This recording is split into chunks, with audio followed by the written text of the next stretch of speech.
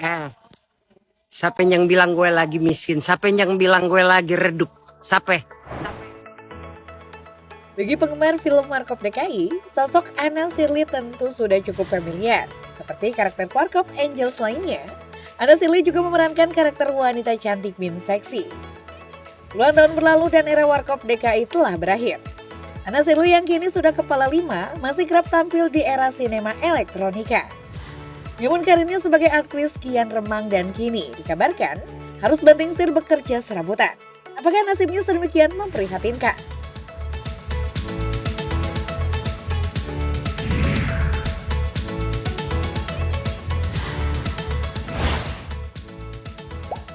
Anna Shirley Hurkens lahir di Semarang pada 4 Juli 1970. Di usia 18 tahun, dia memulai debut akting lewat film Manusia Penunggu Jenazah 1988. Kecantikannya yang khas membuat ia mulai kebanjiran tawaran syuting film. Dari mulai film berjudul Pangantin bersama Ari Wibowo dan Sophia Latjuba, Langit di Nusa Laut bareng Oki Alexander dan Nurul Arifin, hingga berakting kocak bersama trio Unang Miing Didin pada film Barang Titipan. Meski wajahnya warawiri di layar bioskop, saat itu wanita yang identik dengan rambut pirang itu kebanyakan mengisi slot pemeran pendukung.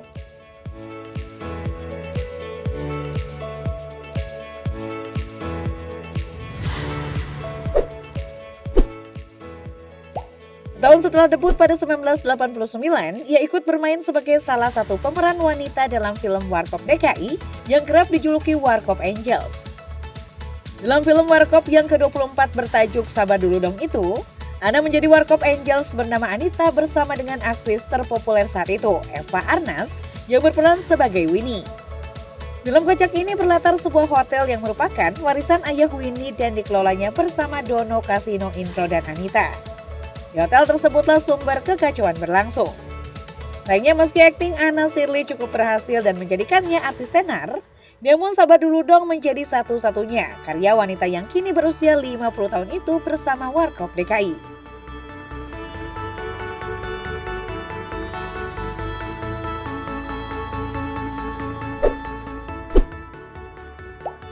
Seiring dengan mati surinya perfilman tanah air, Anna Shirley juga rehat dari jagat akting di tahun 1994.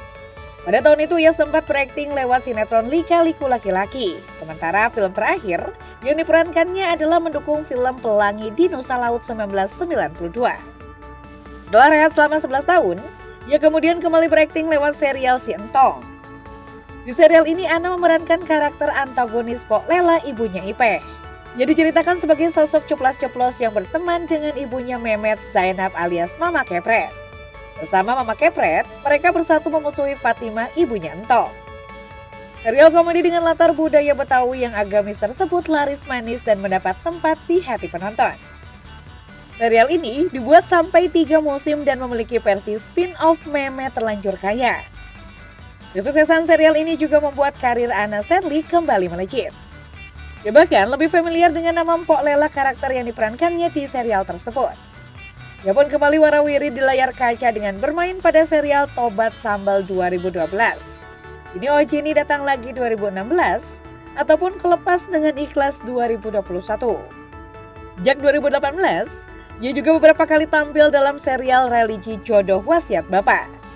Hanya di layar kaca, Anna Shirley juga beberapa kali tampil di layar lebar, misalnya lewat film Cinta Dua Hati 2010, Okun Roxy 2013, Skakmat 2015 hingga Maju Kena Mundur Kena Retuns 2016.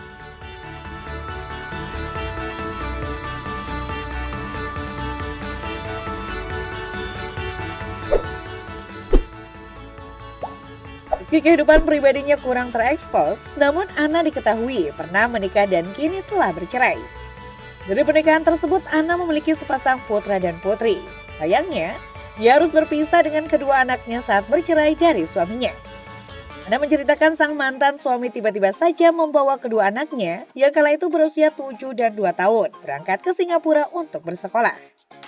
Sumber lain menyebut jika hanya anak pertamanya, seorang putra yang ikut ayahnya, sementara anak keduanya seorang putri tinggal bersamanya.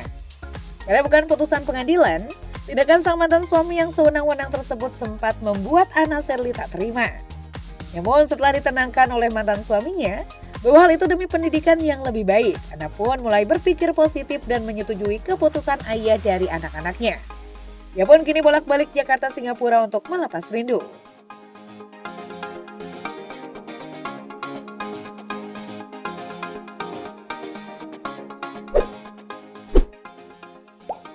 Sempat kembali tenar sebagai Mpok Lela dan bermain dalam sequel Entong Lagi dan Memet Terlanjur Kaya. Namun setelah itu perlahan panggilan syuting berkurang drastis sebagai efek pandemi. Di saat tengah sepi job, ia juga diuji dengan kondisi putrinya yang menderita penyakit serius. Saat itu ia merasa berada di titik terpuruk. Karena tak bisa lagi mengandalkan tawaran syuting, Ana lantas memutuskan pindah ke wilayah Puncak Bogor untuk menjadi penyanyi dari satu kafe ke kafe lainnya. Hanya itu, Anna Sherly juga kerja serabutan untuk mendapatkan uang yang akan digunakan artis Warkop DKI mengobati putrinya.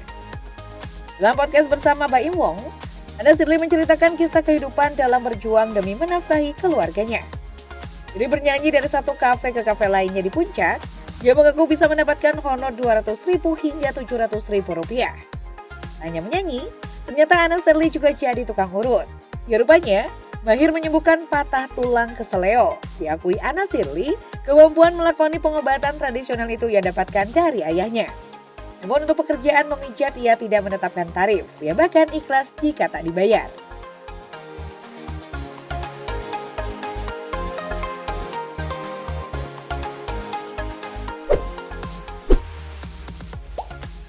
Di bekerja serabutan karena ekonomi yang terpuruk, kini Anna Sherly bahkan dikabarkan telah jatuh miskin.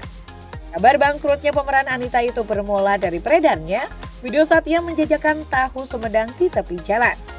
Dengan daster merah yang ia kenakan, Anna terlihat baku menggendong bakul yang berat berisi tahu-tahu yang ia jual. Ragu Anna Sherly pun menyebut aksinya ini lantaran sudah tidak pernah dipanggil syuting.